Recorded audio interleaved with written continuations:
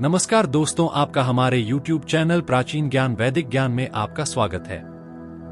दोस्तों, भारतीय दर्शन में कर्म और भाग्य का गहरा और जटिल संबंध है। इसे समझने के लिए वेदों, उपनिषदों, महाभारत, भगवद गीता और अन्य प्राचीन ग्रंथों में उल्लेखित विचारों का विश्लेषण आवश्यक है। यह संबंध मानव जीवन की दिशा, उद्देश्य और उसे प्राप्त करने की प्रक्रिया को स्पष्ट करता है। इस वीडियो में 4 प्रमुख उदाहरणों के माध्यम से इस गहन विषय की व्याख्या की गई है। दोस्तों, गुरुकुल में चर्चा। एक शांत और प्राकृतिक वातावरण से घिरा गुरुकुल। एक गुरुकुल में आश्रम के पास ऋषि और शिष्य बैठे हैं। आइए दोस्तों, इसको इससे समझते हैं। शिष्यों, हमारे प्राचीन वेदों और शास्त्रों में कर्म और भाग्य का विशेष महत्व बताया गया है। ऋग्वेद कहता है, कर्मण ये वाधिकारस्ते मां फलेषु कदाचन। इसका अर्थ है कि मनुष्य का अधिकार केवल कर्म पर है, फल पर नहीं। भाग्य उसी का परिणाम है जो तुम्हारे कर्मों द्वारा अर्जित होता है। गुरुदेव, तो क्या ये सत्य है कि भाग्य हमारे पूर्वजन्म के कर्मों का फल है? हाँ शिष्य, हमारे शास्त्रों में भाग्य को 3 भागों में बांटा गया है। संचित कर्म, जो पिछले जन्मों के कर्मों का संचय है। प्रारब्ध कर्म, जो वर्तमान जीवन में प्रारंभ हो चुके हैं और भाग्य के रूप में अनुभव होते हैं। क्रियामान कर्म, जो इस जीवन के कर्म हैं और तुम्हारा भविष्य तय करेंगे। भाग्य को बदलने की शक्ति तुम्हारे वर्तमान के कर्मों में है। तो गुरुदेव, क्या इससे ये निष्कर्ष निकाला जा सकता है कि कर्म भाग्य से अधिक महत्वपूर्ण है? सत्य कहा। कर्म तुम्हारा आज का प्रयास है और भाग्य उस प्रयास का परिणाम। यदि तुम्हारे आज के कर्म मजबूत हैं, तो तुम्हारा भाग्य भी उज्जवल होगा। महाभारत का दृष्टांत। कौरव सभा, दुर्योधन और पांडव आमने सामने खड़े हैं। भगवान श्री कृष्ण धर्म और अधर्म के बारे में गहन व्याख्या कर रहे हैं। दुर्योधन, यह मत सोचो कि भाग्य तुम्हारे अधर्ममय कर्मों को छिपा लेगा। भाग्य तुम्हारे कर्मों का ही परिणाम है। यदि तुम अधर्म के मार्ग पर चलोगे तो तुम्हारा भाग्य तुम्हें केवल दुख और कष्ट देगा। धर्म का पालन करने से ही शुभ भाग्य का निर्माण होता है। मधुसूदन, मेरा भाग्य ही मुझे यह सब करने के लिए प्रेरित कर रहा है। यदि भाग्य ने मेरा भविष्य तय कर दिया है, तो मेरे कर्म का क्या अर्थ है? दुर्योधन, यह तुम्हारा भ्रम है। भाग्य केवल तुम्हारे पिछले कर्मों का फल है, लेकिन तुम्हारा वर्तमान कर्म तुम्हारे भविष्य को बदल सकता है। तुम अपनी इच्छा शक्ति और सत्य मार्ग पर चलकर अपने भाग्य को पुनः निर्मित कर सकते हो। भगवान, तो क्या यह सत्य है कि मनुष्य का भाग्य पूरी तरह से उसके कर्मों पर आधारित है? भीम, मनुष्य का भाग्य और कर्म अटूट रूप से जुड़े हैं। जैसे एक किसान बीज बोता है और उसे सींचता है, वैसे ही कर्म भाग्य का निर्माण करता है।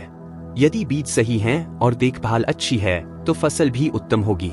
दोस्तों, गुरुकुल में गुरुजी शिष्यों से उपनिषदों की शिक्षा की चर्चा कर रहे हैं। शिष्यों, बृहदारण्यक उपनिषद में कहा गया है कि यथा कर्म तथा फल। भाग्य कोई बाहरी शक्ति नहीं है, ये हमारे ही कर्मों का प्रतिबिंब है। जिस प्रकार सूर्य अपनी रोशनी से जल में प्रतिबिंबित होता है, लेकिन प्रतिबिंब जल की स्थिरता पर निर्भर करता है, वैसे ही भाग्य भी कर्म पर आधारित होता है। गुरुदेव, यदि भाग्य हमारे कर्मों का परिणाम है, तो भगवान का इसमें क्या योगदान है? भगवान केवल साक्षी है।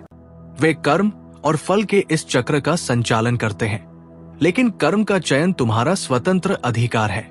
भगवान ने तुम्हें विवेक और बुद्धि दी है और यही तुम्हारा मार्गदर्शन कर सकती है। तो क्या हम अपने कर्मों से अपने भाग्य को पूरी तरह से बदल सकते हैं? बिल्कुल। कर्म ही वो साधन है जो भाग्य को बदल सकता है, लेकिन इसके लिए धैर्य और निरंतर प्रयास आवश्यक है। भाग्य को दोष देने से कुछ प्राप्त नहीं होगा। दोस्तों, वर्तमान जीवन में भाग्य और कर्म का उदाहरण। एक ग्रामीण क्षेत्र में एक किसान का खेत। किसान और उसका बेटा फसल को देख रहे हैं और बातें कर रहे हैं। बेटा, देखो यह फसल, हमने इसे बोने के लिए कड़ी मेहनत की है। यह हमारा कर्म है। अब इस पर मौसम और वर्षा का प्रभाव पड़ेगा, यह भाग्य है। लेकिन अगर हम आलसी हो जाएं और इसे सींचना छोड़ दें, तो फसल नष्ट हो जाएगी। कर्म और भाग्य का यही संबंध है। पिताजी, तो क्या हमारी मेहनत भाग्य को बदल सकती है? हाँ बेटा, मेहनत और सही दिशा में किया गया कर्म नया भाग्य रच सकता है। जो लोग केवल भाग्य का इंतजार करते हैं वे असफल रहते हैं। परिश्रम करने वाले लोग ही अपना भविष्य स्वयं बनाते हैं। प्रमुख विचार और निष्कर्ष। वेदों का दृष्टिकोण। वेदों में कर्म को प्राथमिकता दी गई है और भाग्य को कर्म का परिणाम बताया गया है। भगवद गीता का संदेश। गीता में भगवान श्री कृष्ण ने कर्मयोग का मार्ग बताया है। कर्म किए जा, फल की इच्छा मत कर। उपनिषदों की शिक्षा। उपनिषदों ने बताया है कि आत्मा का विकास और पुनर्जन्म कर्म और भाग्य के संबंध से जुड़ा है। मानव जीवन का संदेश। यह समझाता है कि हमें कर्मशील बने रहना चाहिए।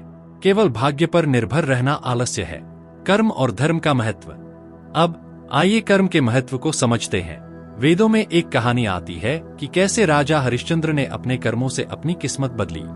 राजा हरिश्चंद्र को कई कठिनाइयों का सामना करना पड़ा, लेकिन उन्होंने कभी अपने सत्य और धर्म का त्याग नहीं किया। उनके दृढ़ कर्मों ने उनके जीवन को पूरी तरह से बदल दिया और उन्हें अमर बना दिया। इससे यह सीख मिलती है कि अगर हम सही दिशा में कर्म करें तो भाग्य भी हमारा साथ देता है। वेदों की क्या सीख है? दोस्तों, वेद हमें सिखाते हैं कि जीवन में भाग्य और कर्म दोनों का स्थान है। भाग्य वह है जो हमारे पिछले कर्मों का परिणाम है, और कर्म वह है जो हमारा वर्तमान और भविष्य तय करता है। अगर हम अपने कर्मों पर ध्यान दें तो हम अपने भाग्य को बदल सकते हैं। अगर यह वीडियो आपको ज्ञानवर्धक लगा तो इसे लाइक और शेयर करना न भूलें। हमें कमेंट में बताइए आप अपने जीवन में कर्म और भाग्य को कैसे देखते हैं, और हमारे चैनल को सब्सक्राइब कीजिए क्योंकि हम लाते हैं आपके लिए ऐसे ही रोचक विषय। धन्यवाद।